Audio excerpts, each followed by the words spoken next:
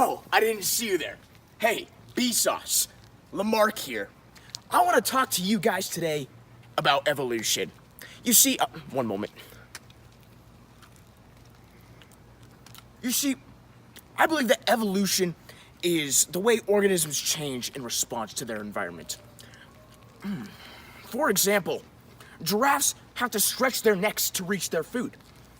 Eventually, they stretch their necks so much that it becomes an acquired trait. And they pass on this acquired trait to their offspring through inheritance of acquired characteristics. So, that's what I believe evolution is. I'm gonna say my name one more time. Lamarck. And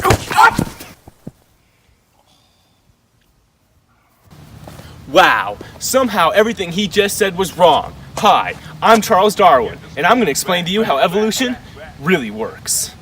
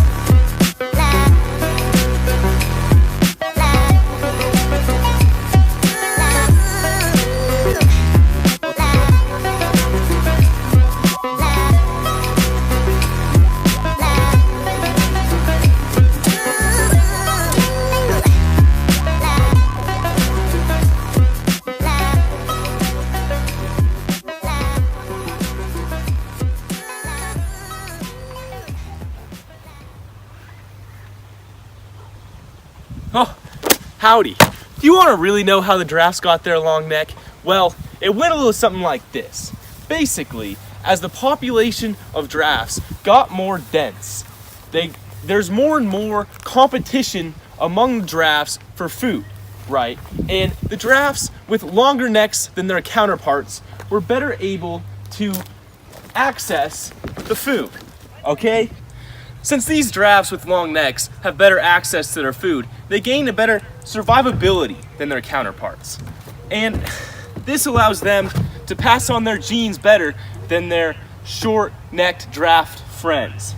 These short-necked giraffes lose their ability or aren't as able to get food as the long-necked giraffes, and they begin to die out in the population. That's called natural selection. Now, these long-necked giraffes are better able to pass on their genes than the short-necked giraffes, which leads to a larger percentage of long-necked giraffes in the following generation, right? And as these generations go on, the percentage of long-necked giraffes increases because they're better able to survive than the short-necked giraffes.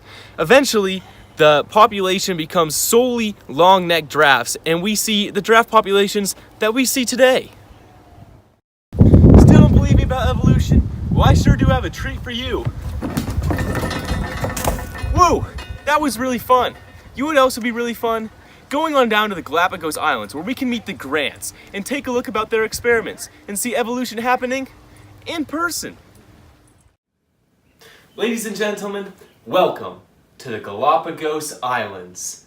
Here with me now, we have Peter and Rosemary Grant, and they're going to take you through their experiments on Daphne Major and talk about their experiences with evolution. Me and my beautiful wife here have researched the finches on Daphne Major. As the results show of our research, the finches' beaks have changed with the supply of food or seeds available in the environment. Environmental changes and pressures have made these finches evolve.